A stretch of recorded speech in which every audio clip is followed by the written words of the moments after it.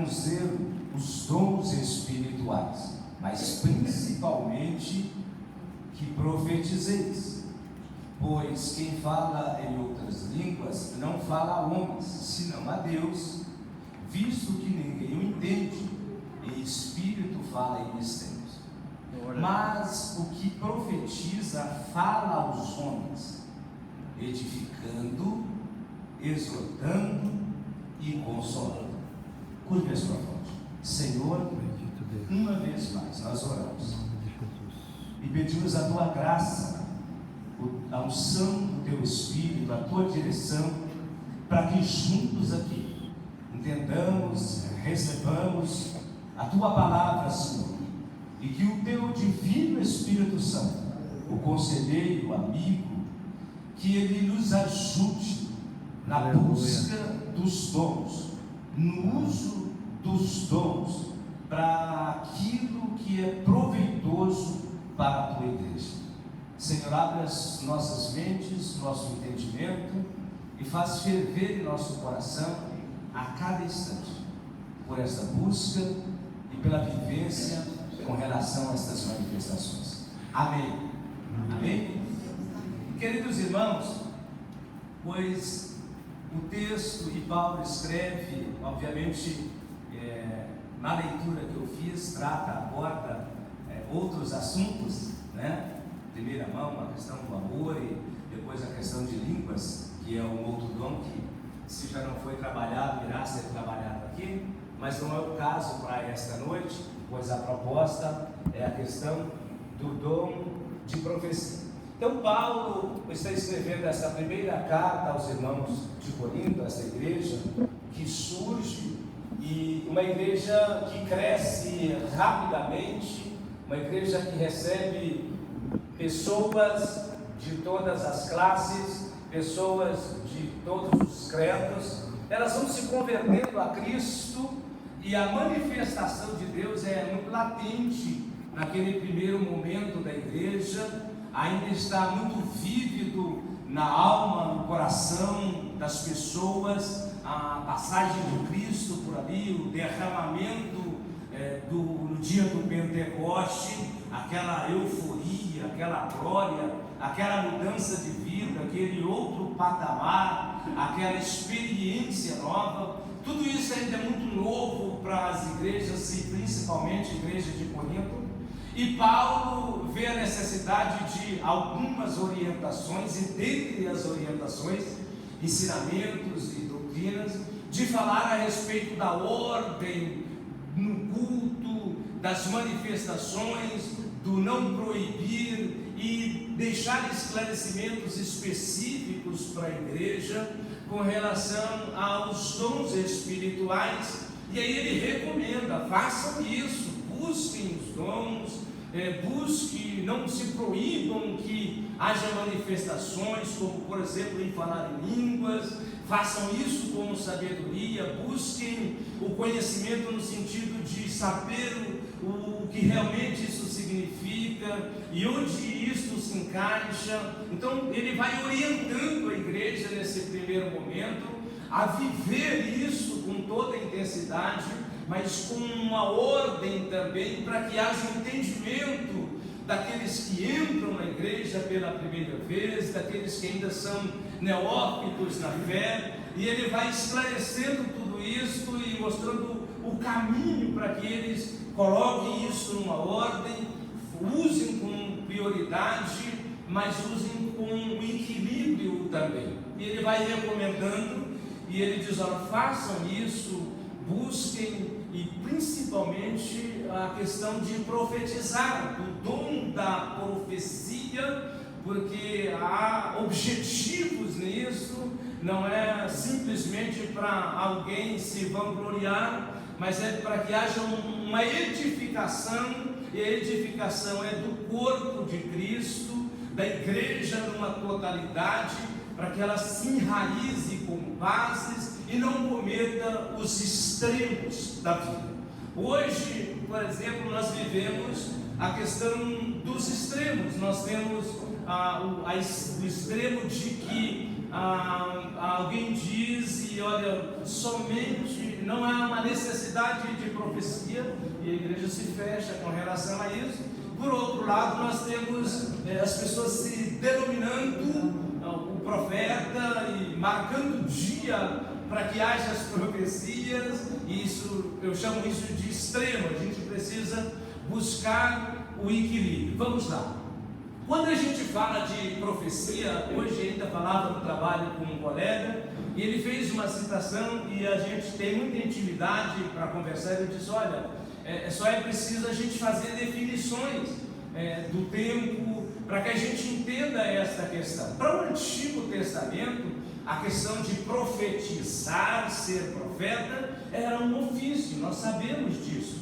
O indivíduo era um profeta, se caracterizava, as pessoas sabiam que ele era, tornava-se um ofício. E o profeta, ou aquele que porta uma profecia, fala em lugar de outrem, ou recebe, no caso de Deus, a mensagem e transmite ela aos homens. Isso é Antigo Testamento. Quando a gente vem para o novo tempo, o tempo da graça, onde lá no Atos 2 a gente vê esta manifestação que causou um certo assombro em quem estava naquela manhã do dia do Pentecostes, onde o Espírito de Deus, que para o Antigo Testamento era dado por medida, por indivíduo, agora não, agora é um derramar, que foi profetizado por Joel lá atrás, que nos últimos dias haveria um derramamento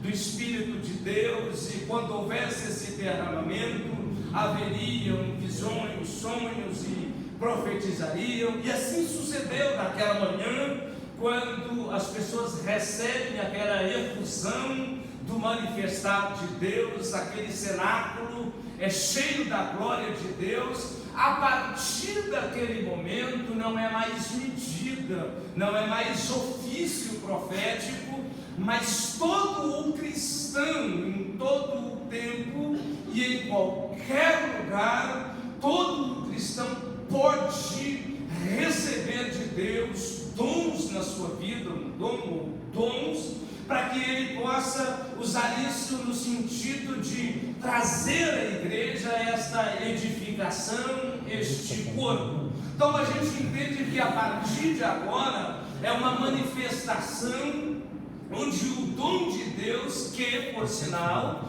dado pelo Espírito Santo, disse o apóstolo Paulo, que é o Espírito de Deus que vai fazer esta distribuição dos dons espirituais, dando a cada um conforme ele entende bem e para aquilo que seja útil também. Então o Espírito de Deus, que agora está, muito obrigado, agora está habitando no coração do cristão, ele é responsável por essa manifestação, e aí então ele faz como quer, ele usa quando ele quer. E aí a gente entende essa questão que agora Deus pode usar uma pessoa hoje num dom da profecia, e pode não usar amanhã, e pode não usar um ano todo, pode usar daqui a 20 anos, pode usar com maior frequência. E então aí que eu volto um pouquinho na fala, a questão dos exageros, dos extremos. Não há como hoje eu me autodenominar o portador. Deus pode usar, mas eu não posso dizer que eu sou o profeta no sentido ofício. E aí você pode vir que hoje eu tenho profecia para você, e pode vir que amanhã tem profecia para você, porque a profecia, esta manifestação, eu vou usar as minhas palavras aqui de forma bastante simples. Eu entendo que é o impulso do Espírito de Deus, quando ele revela ao coração de alguém uma necessidade de outrem ou da igreja, para que ele leve esta palavra ao coração desta pessoa, no objetivo de edificar, de consolar e de exortar esta pessoa. Então ele recebe de Deus este momento extraordinário, a presença de Deus o envolve de uma forma mais impactante, e Deus traz a ele, e aí eu não posso te explicar, porque cada pessoa recebe uma forma de revelação, de uma forma ou outra, alguém sente e as palavras brotam, o outro pode de antemão receber uma mensagem para poder entregar posteriormente, e assim as coisas acontecem. O Espírito de Deus, além de distribuir, ele usa cada um dentro das suas faculdades mentais, das suas possibilidades, do seu entendimento, do seu intelecto e do seu conhecimento bíblico também. Observando que quando a gente fala de profecia, está muito claro a fala de Paulo, o sentido que ela tem. A gente precisa tomar um cuidado, não é o caso aqui, mas cabe a fala, de não tentar nortear a igreja com a profecia, porque a Bíblia já norteia a igreja. Glória a Deus. Há mais ou menos uns 25 anos, eu conduzi uma igreja, vou contar o santo, mas não o nome. E aí eu cheguei naquela igreja e a manifestação, realmente havia uma manifestação de Deus muito poderosa. Contudo, eu percebia que cada vez que alguém tomava o microfone para pregar, levantava-se alguém numa fala, no sentido profético, e dava certas orientações para o pregador. E aí eu cheguei naquele lugar e eu fiquei um tanto incomodado com aquilo. E aí fui orar a Deus para que eu pudesse trabalhar a questão sem ferir, sem machucar, sem dispersar, mas colocar uma ordem na situação. Mas pense aí, profecias e profecias e profecias, maravilha, mas a gente precisa ter um cuidado extremo. E aí eu ouvia, e eu chegava e ficava sentado, e eu ouvia alguém dizer assim: puxa, viemos para poder ouvir uma mensagem profética, nós viemos porque vai ter profecia, e a irmã fulana, o irmão fulano e tal.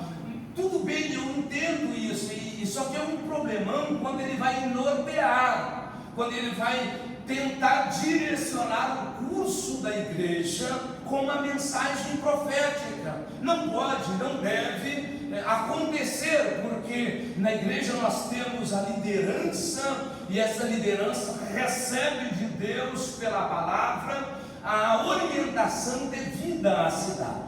Voltamos a dizer que as profecias elas têm a sua finalidade, ela precisa levar uma palavra de exortação, e exortação a gente precisa entender que é estimular, convidar a um levantar e prosseguir. Então precisa levar estímulo para a pessoa, precisa levar conforto para a pessoa, consolo para as pessoas. E aí a gente, quem de nós, em dado momento da vida, já não chegou em uma reunião ou em um lugar qualquer, de repente, com uma necessidade extrema, e você sabe que existem momentos na nossa vida, e há uma sensação de silêncio geral da parte de Deus. Já viveram isso? E você está com as situações para resolver, e aí você vai no culto, as pessoas se alegram, aí Deus fala, e aí alguém diz: puxa, Deus falou comigo hoje, não?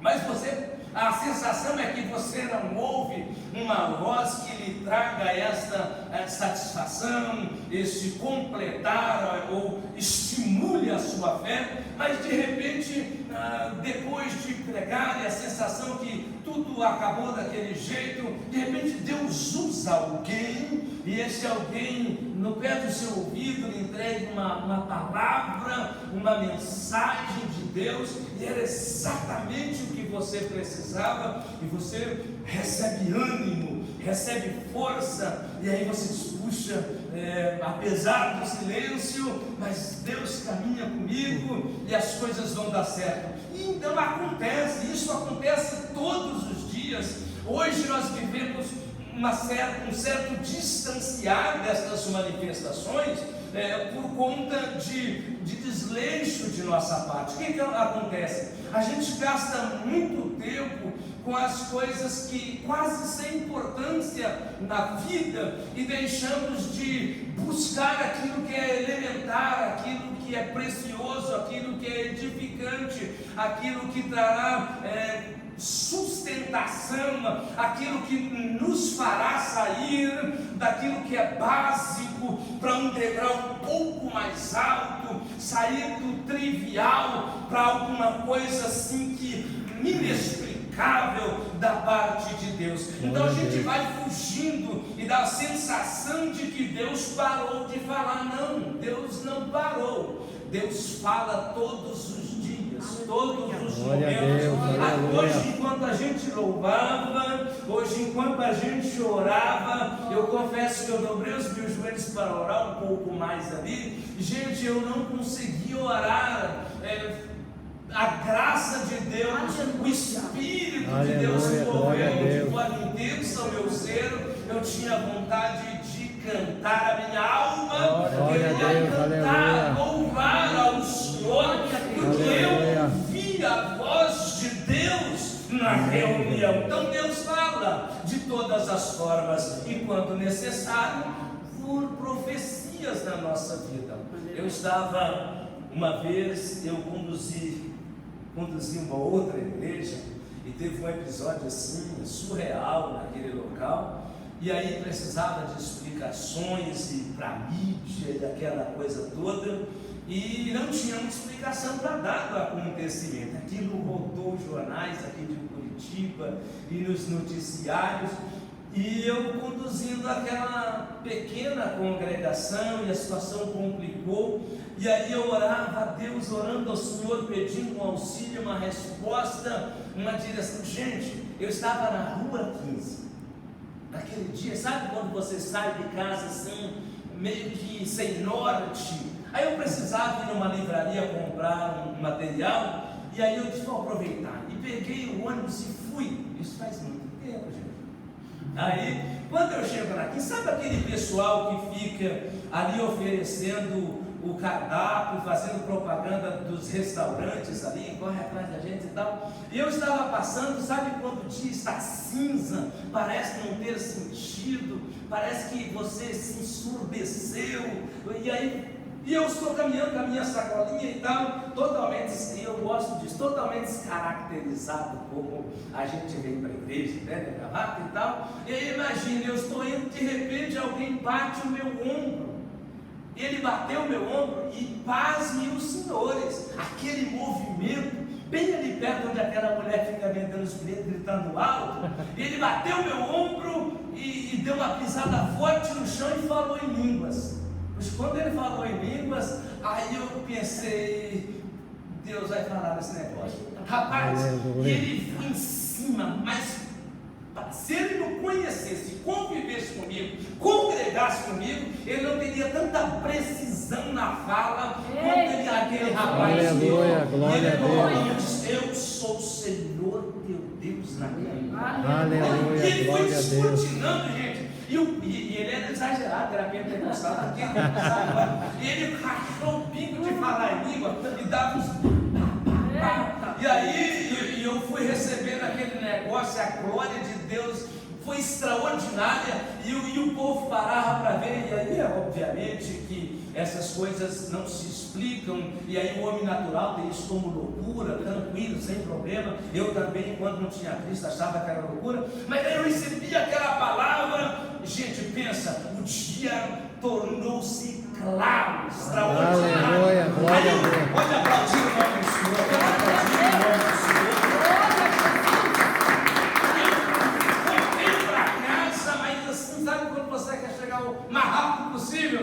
Aí eu cheguei e aquela coisa me inundou, e eu fui para a igreja aquele dia e disse, irmãos, igreja do Senhor, Deus resolveu o nosso problema. Aí todo mundo queria saber, advogado, como é que foi? Então, Deus resolveu o problema da igreja. Gente, pasmem os senhores, quando Deus fala, secam-se as ervas, caem-se as flores, mas a palavra de Deus subsiste. Quando Deus fala, Deus cumpre. não é o homem para que minta, nem filho do homem para que se arrependa. No outro dia, exatamente aquele jornalista que mais bateu na tecla, no outro dia, não vou falar o nome por ética, mas no outro dia ele fez uma reposição da fala, dizendo acerca daquilo e se desculpando em rede. Sabe por quê? Porque Deus é Deus que fala. Na boca daquele homem que eu nem sei quem é, nunca mais o vi e cumpriu. E escute uma coisa: enquanto Deus quer falar, não precisa a gente correr atrás de alguém, puxa, porque aquele irmão profetiza. Não é preciso, porque quando necessário, Deus manda na porta da sua casa alguém com uma mensagem profética para trazer consolo, conforto e edificação para a sua vida, porque é pelo Espírito Santo do Deus vivo que as coisas acontecem. Glória seja dada ao nome santo. Então a gente precisa caminhar por esta linha. A gente precisa não apenas olhar para o texto e simplesmente, puxa, isso é bonito, e se alegrar quando é bonito a gente ver Deus usar alguém, mas Deus tem para mim, Deus tem para você. A gente precisa se colocar mais à disposição para viver este sobrenatural de Deus, para poder auxiliar também. Obviamente, quando a gente está falando de dons, na galeria ali apresenta 9, mas são uma variedade, tem pelo menos mais 5 ou 6 textos que anunciam a questão de dons e dons espirituais e tantos outros, mas a gente precisa buscar isso aqui, para que a gente veja as coisas acontecer, não apenas na nossa vida, mas na vida daquelas pessoas que estão conosco, daquelas pessoas que congregam conosco, da igreja do Senhor. Então a gente precisa entender que ela não pode trazer direção, mas a profecia também, ela tem o sentido de chamar a atenção, no sentido do arrependimento. Isto acontece, e paz meus senhores, eu estava ouvindo um renomado pastor falando a respeito da questão dos dons, e assim, ele era um daqueles que acreditava que os dons haviam cessado, mas nos dias modernos, ele passou a rever os seus conceitos, e alguém perguntou: o senhor acredita nisso? Não, eu acredito assim, Deus pode, e Deus pode, não só pode como faz, e há momentos que Deus levanta realmente a pessoa numa palavra profética para a igreja, no sentido de chamar esta igreja ao arrependimento, a uma busca do Senhor, a um despertar para os acontecimentos, para a iminente vinda do Senhor. Essas coisas todas encaixam, obviamente, e óbvio, é claro que a profecia, uma mensagem profética, ela precisa estar embasada nas escrituras, jamais contra ela. Então eu preciso entender, lembrando que existem 3 fontes de profecia. Obviamente que nós entendemos, mas é bom esclarecer isso, porque existe a fonte humana, que às vezes pela emoção alguém dá uma olhada para o outro, e a gente vê isso com frequência, e aí ele faz uma mensagem profética para aquela pessoa. A segunda fonte é a fonte maligna, que a gente sabe que o inimigo tira proveito quando se falta discernimento, principalmente o conhecimento das escrituras e a espiritualidade, ou a profundidade no conhecer do Deus vivo. E aí nós temos a terceira fonte, que é a divina, do que nós estamos falando aqui. Então, para a gente não cometer erros, alguém diz: não, porque se começar a ter profecias ou ter profecia, aí começa a ter a meninice na igreja e começa a ter os erros. E acontece, porque às vezes alguém empolgado, alguém que está emocionado, aí ele vai levando essa mensagem nesse aspecto. Mas aí é questão de esclarecimento, de ensinar, de orientar, para que haja esta graça de Deus. Gente, sabe, às vezes a gente fica pensando. Esses dias eu estava dando uma palavra de ensino lá na minha congregação, na capela, e aí falando com os irmãos.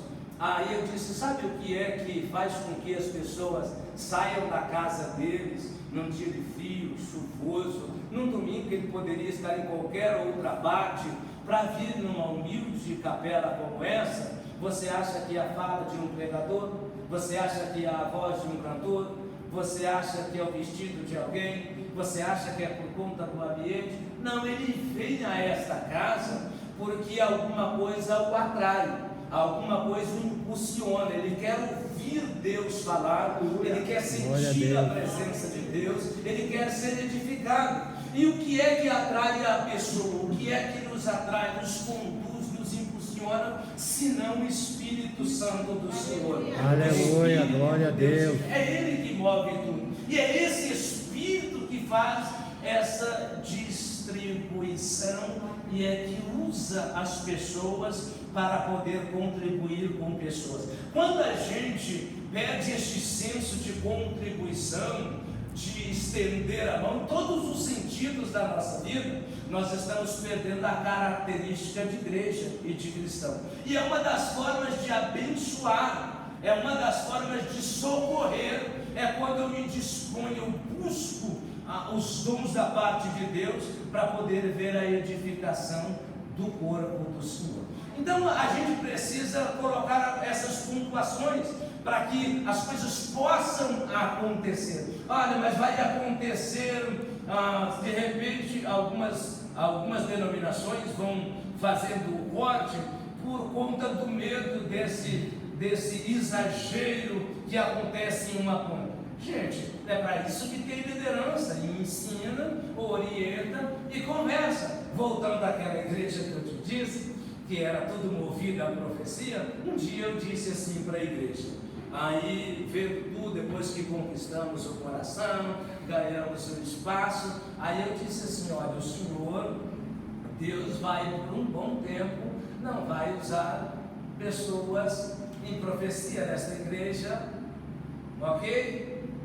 Aí falei isso de forma experimental, e aí eu fiquei observando que realmente poucas daquelas pessoas é que davam espaço e eram usados pelos demais. Aí eles entenderam que Deus estava dizendo que ia dar uma pausa na fala, e aí você descobre que havia só um movimento no embalo, porque aqueles que de Deus recebem não tem esse negócio, irmão. Se Deus der, gente, deixa eu contar um segredo para vocês aqui. Deus colocou a palavra no meu coração tem uns 15 dias. Sabe quando fica latejando assim no coração da gente? Sabe quando fica?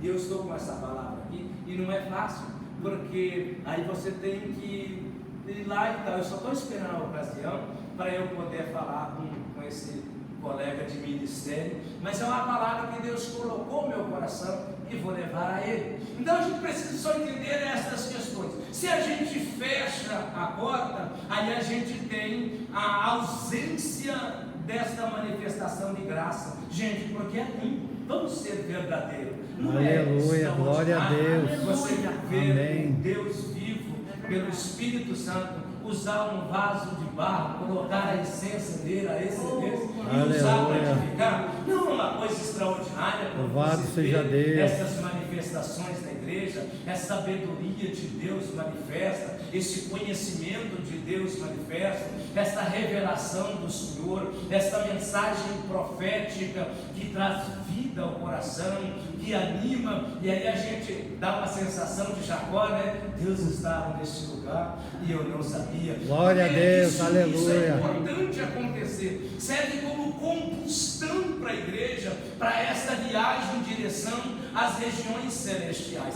Obviamente, irmãos, que a gente não pode entrar por aquele caminho de achar, porque eu conheço, eu falo assim de conhecimento de causa, de pessoas que entram pelo caminho da vanglória, e não tem esse sentido, porque com Deus é assim, quanto mais você recebe, mais você desce, e o que você recebe não recebe para o benefício próprio, é para beneficiar a outrem, e quando Deus lhe dá, você é só o canal, porque é outra pessoa que vai ser beneficiada com esta dádiva que Deus colocou à sua disposição. Então a gente precisa buscar sem dúvida, sem sombra de dúvida, buscar intensamente para que haja estas manifestações, para que haja profecia em nosso meio, de tremer a casa, de estremecer a nossa carne, de trazer temor de Deus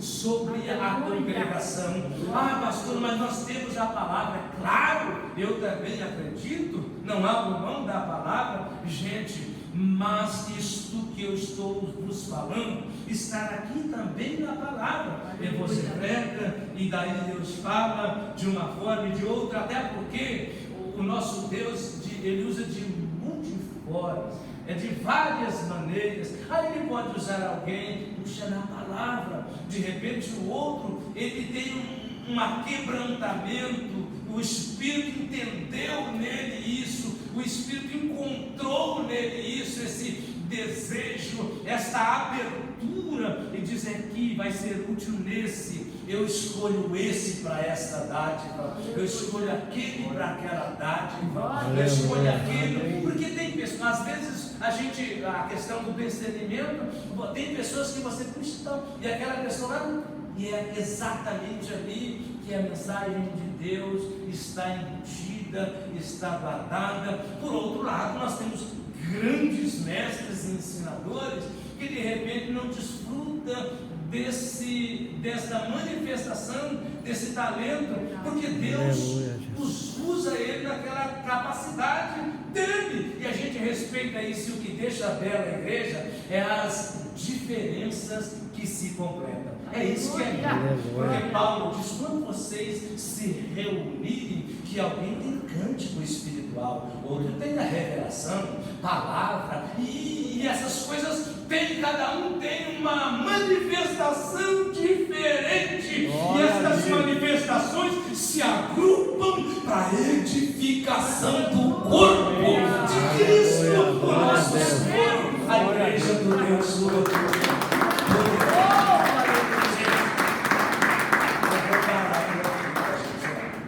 Eu vou parar por aqui, a gente vai orar.